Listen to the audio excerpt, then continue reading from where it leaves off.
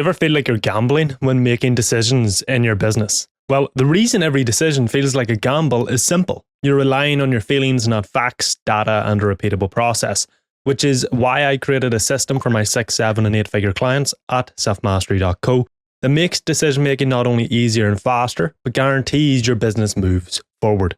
So in this video, I'm going to show you that exact system and how to use it so that business feels that bit easier. Now first, let me show you the foundations of making decisions not only faster, but also better. So, have you ever made a decision in your business thinking it would fix everything, only to realize absolutely nothing changed? You adjust your offer, redo your funnel, fire someone, rewrite the ad copy, and a week later the problem's still there. And suddenly you're in this loop of constant tinkering where you're busy as hell, always fixing things, but nothing's really improving. It's kind of like trying to fix a leak in a house, but the lights are off.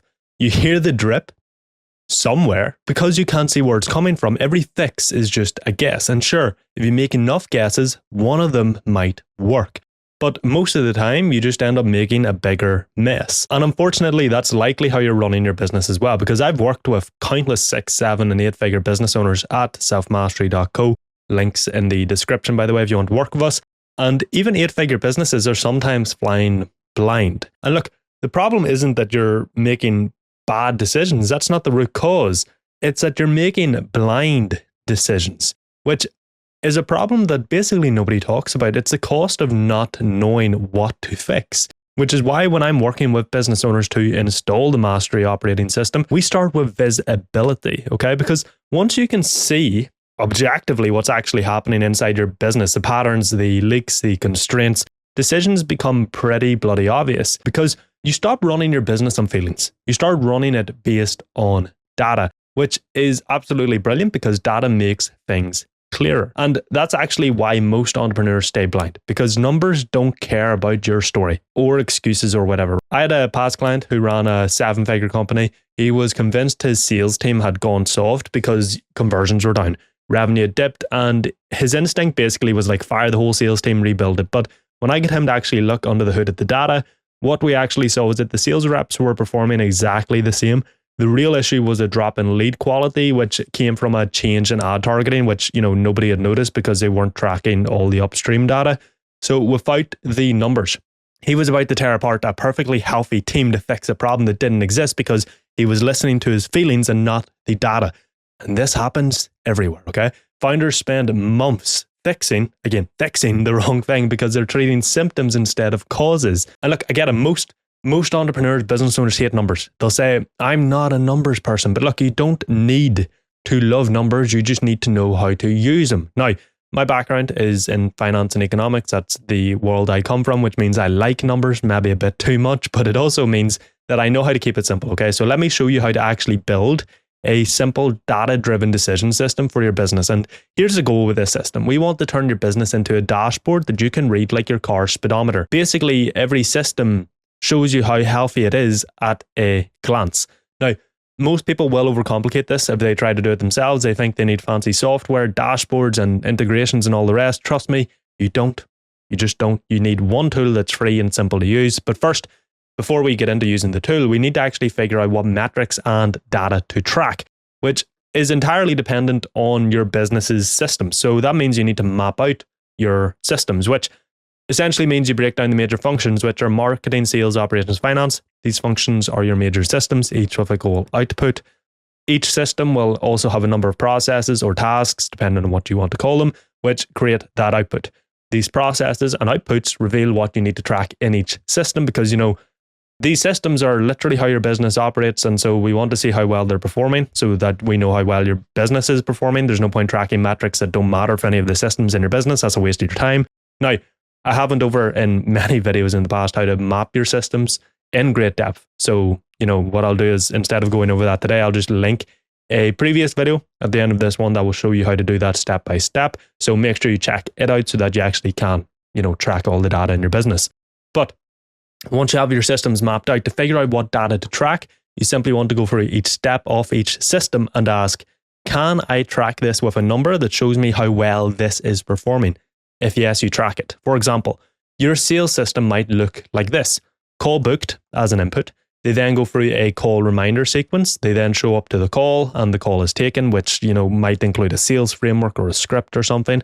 They will then either close or they will not, which if they do close, that creates the output of a sale. And then they're a customer who goes into the operations system. So the data you track based on this sales system example might be calls booked, show ups, show rate, closes, close rate percentage, deal value, cash collected, value per lead. What you'll notice here is that we're not just tracking the number of people at each stage based on the system. We're also tracking conversion rates for each step. So what percentage of people move from one step to another, who book a call, and what percentage of people who book a call actually show up. Because often raw numbers are useless by themselves in trying to judge the relative performance of an area. So the percentage figure, it gives you the health of that stage, the ability of a stage to move one person to the next stage. So what I would recommend is basically going through all your systems and just writing down all the data you need to track for each system. And now it's time to actually track it. The easiest way to do this is simply use Google Sheets or Excel. Now, don't panic. You're not going to be doing anything complicated like running macros or anything like that. I know a lot of people hate Excel and Google Sheets, etc., and spreadsheets in general. Really, they can look complicated, but they're actually really simple, okay? And if you do get stuck at any point setting this up, just ask ChatGPT. It'll help you out, or search it up on YouTube, okay? But essentially, you want one spreadsheet per system. So, you want a different spreadsheet file for marketing, sales, operations, finances, etc. However, you might actually want to, and I probably recommend you do this, that you combine the marketing and sales systems into one sheet to see the complete flow of a lead into a customer, basically. In each sheet, you're going to have a tab for each month. In each tab, you want the days of the month in the rows. And then each column along the top is for the metrics that you identified for tracking in that system. And of course, make sure they're in the order they appear in the system. So don't be tracking closes before show-ups, because, that makes no sense at all. At the top, you also want to include a goal rule. This will allow you to set targets for each metric so that you can basically judge the performance of that metric. If you're not sure what the goal target should be for a metric, just give ChatGPT some context around your business, your market, your system, etc., and then ask it. It does a pretty good job here. And at the bottom, we essentially want two rows, one for the average and one for the total, which you basically use these to calculate the average and total for each metric for that month. You want one of these sheets for every month of the year. You then want to create a monthly averages tab where, again, metrics are along the top in the columns, but instead of days in the rows, you have months. You then want to link each month's metric to the average or total of that metric in that month's tab. So, for example, January metric 1 should be linked to the average or total sale for that metric in the January tab. And the rule of thumb here is that if the metric is a percentage, you want to track the average, and if it's a raw number like number of closes or cash collected, then track the total for that metric. The reason we want this averages tab is simply because data in the short term has fluctuations, okay? Which means if you're looking at the day-to-day and making decisions, they're going to be inaccurate because of the noise. One day you might get one call booked, the next you might get 15. And sure, that might be due to something in your system or your cadence of operating in that system, but it's likely just fluctuations and noise in the data, which is unreliable. Instead, we want to look at trends over time to make decisions, which is why we have the averages tab, because you can essentially see, oh, this metric is falling every single month, we need to fix that. Or this metric is consistently below its goal every single month, we need to fix that. So you want a sheet like this for every system. And like I said, potentially a combined sheet for marketing and sales. You then also want to create a business scorecard.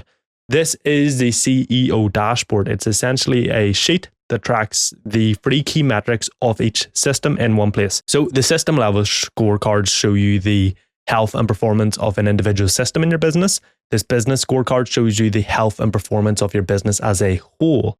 And you set it up in basically the exact same way, only instead of tracking one system, you just track the 3 most important metrics from each system. Now, to help you with all this, you can actually get the business scorecard that I normally keep for my high-level clients at selfmastery.co for free through the link in the description below. So, if you want that scorecard so you can see exactly how your business is operating at a glance and performing at a glance, click the link in the description below to get it for free so that you don't have to build it. And, you can thank me later, okay? I'm a very nice person giving this to you for free. But right now, you know what to track and how to track it using spreadsheets.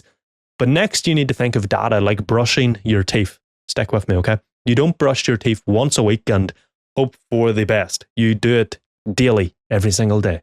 It's the same with tracking your data, okay? You need to do it daily and it takes 2 minutes, just like brushing your teeth, okay? So to use these sheets for tracking data, all you need to do is basically make it the last thing you do every day, okay? It's that simple. Like, let's say you stop work at 6 p.m. At 5:55 p.m., spend 2 minutes filling in the data in the sheets. Now, don't get me wrong, you can choose to do it once a week, but if you leave it to once a week, it's going to take you, 20 minutes, 30 minutes, and you're much less likely to do it because it'll feel so much more overwhelming because of the amount of data you have to compile and all. So I would recommend doing it daily. That way it's super easy, super manageable, and super fast. And again, when you're doing this, focus on trends. If you're filling in some data point for some day and, it's shit, don't overreact and change everything because, Tuesday's number is weird. Okay, don't do that. We want to focus on trends. And of course, if you have team members, like a sales manager, for example, get them to fill in their scorecard. So the sales manager fills in the sales scorecard at the end of each day because that's their department that they're essentially responsible for. And also they'll be able to see directly their performance in relation to the goals set for each metric. And in turn, there's a bit of self-accountability there and initiative for improvement built in because they might say, oh, this metric's performing shit. I need to fix that and I need to do whatever I need to do for whatever that metric is performing shit. Now, in terms of your business scorecard, you have to fill it in, okay? You could set up some Zapier automation or something which automatically, scrapes all the data from the individual system scorecards and puts it into the business scorecards. I don't recommend doing that because when you fill in the data manually, you really get a pulse in the business. You really understand it much more than just reading the data. So how you want to use the business scorecard is you want to spend 5-10 minutes on a Sunday. You open your business scorecard and all the system scorecards, find the metrics you're tracking in the business scorecard in the relevant system scorecard, and add up the week's data and track it in the business scorecard in that week. It is that simple. But of course, how do you actually make decisions using all of this? Well, it's actually rather simple again, because what you do is you look at your data in your business scorecard and you identify the constraint. Now, every business and system has one constraint, one limiting factor that is holding the business back, which basically means there's one metric underperforming the most, which is limiting the business. The secret to exponential growth is finding that metric, going all in and fixing it, and this way you're not guessing or gambling as to what to fix. You just look at the data. Now, to find the constraint, you want to look at your business scorecard. You want to find the metric that's furthest below the goal, earliest in the entire system. You then go into that system scorecard. So if that metric was in sales, you go to your sales scorecard and you basically do the same. Okay, you look for the metric furthest below the goal, earliest in the system. So for example, if you saw on your business scorecard that your close rate is 20% and you have the goal of 40%, that looks like your constraint. Okay, great. You then want to go to your sales system scorecard and you'd want to take a look at all the data there. You might see that your show rate is 30% with a goal of 70%. Well, show rate is both further below the goal and earlier in the system than close rate, and therefore it is your bottleneck, your constraint. And so you should then make the decision to go all in on fixing that metric, that bottleneck, that constraint until it is improving or improved, and then you repeat the process and move on to the next constraint, because there will always be a constraint by the nature of systems. Okay, you fix one, well then another will appear. But if you try to fix them all at once, you're going to be spread way too thin to fix any, but you'll also be potentially changing thing X to fix metric 1, but also changing thing Y to fix metric 2. But what if thing Y also influences metric 1? Well, therefore you don't know what change made the change, and the changes might counteract each other. It creates a whole headache, okay? So we want to fix one constraint at a time and go all in on it so that we can fix it both as best as we can, but also in the most efficient way we can, okay? This is how you make decisions. It is that simple. You look at the data, you find the bottleneck. There only ever is one bottleneck or constraint. It's typically the metric that is furthest below the goal, earliest in the system, but the only way to really know what your constraint is to look at your data, and then you go all in and fixing it, and that is your decision made. You then repeat the process. Business, at the end of the day, only feels chaotic when you're guessing. Guessing if a strategy is working, guessing where the bottleneck is, guessing if your next hire will help or hurt. But when you have data, the guessing fucking stops, okay? You don't need to wonder if something's working. You just know because you look at the numbers. If the numbers are good, you keep going. If they're bad, you fix them. It's revolutionary, I know, but The main thing here is that there's no longer any emotion, there's no drama, there's no gambling, because you actually know what to fix and what decisions to make. So business feels easier, feels less stressful, and you actually find it easier to grow faster, and your business can depend less on you because the data does not lie, and you are using the bloody data to take action based on objective reality, not your subjective feelings and thoughts. But of course, for this to work, you have to map your system. So click this video on screen now, and I'll show you exactly how to do that.